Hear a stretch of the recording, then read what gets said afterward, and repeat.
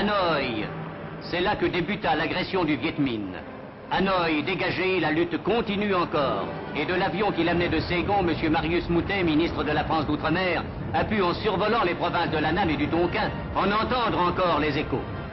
Sur l'aérodrome, le général Leclerc, accompagné des généraux Valluy et Morlière, était venu saluer à son arrivée le représentant du gouvernement français.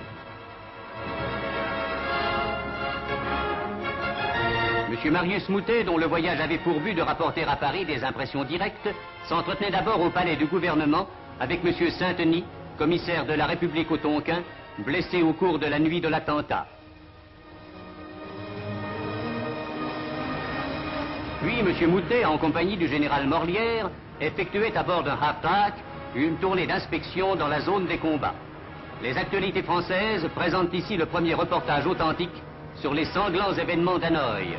Première vision tragique prise par notre envoyé spécial qui fit le voyage aux côtés de M. Moutet et dont le film pourra servir d'illustration au rapport du ministre.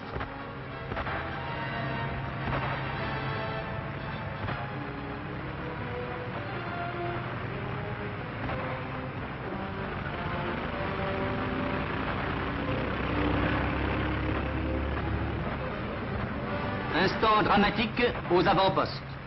Notre reporter, parti avec une patrouille, essuie le feu des Vietnamiens. À ses côtés, 2 hommes sont tombés. 2 morts dont les noms vont s'ajouter à la liste déjà si longue des morts de l'Indochine.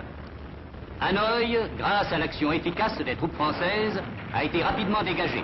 Mais les bandes vietnamiennes mènent toujours dans la campagne une lutte sporadique. Il faut combattre. Comme l'a dit M. Moutet, avant toute négociation, il est aujourd'hui nécessaire d'avoir une décision militaire.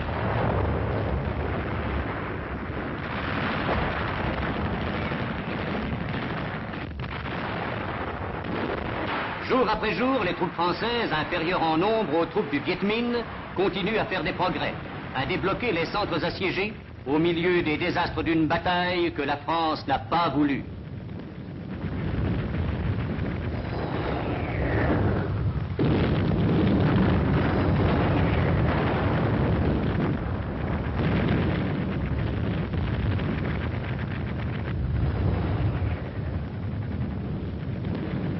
Villages incendiés, tireurs pris les armes à la main et dont certains sont adolescents, maisons ruinées, tel est le triste spectacle qu'offre la campagne autour de Hanoï. La ville elle-même montre les traces éloquentes de l'attentat prémédité du 19 décembre. Meubles jetés à la rue par les bandes armées, barricades établies au coin des rues, devant la résidence d'Ho Chi Minh, trous individuels pour les tireurs, tranchées creusées à l'avance et encore semées des traces de l'appui apporté aux Vietnamiens par d'ex-soldats et officiers japonais.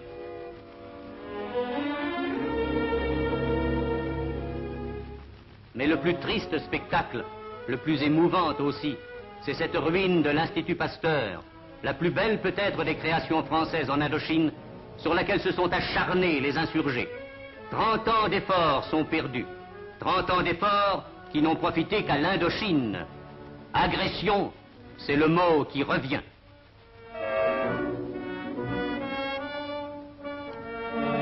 La liste des victimes est longue. 267 civils tués ou disparus, dont une centaine d'enfants. Le 10e de la population européenne d'Hanoï. Victimes dont les noms rejoindront dans le souvenir ceux des victimes des pavillons noirs. Le drame de l'Indochine.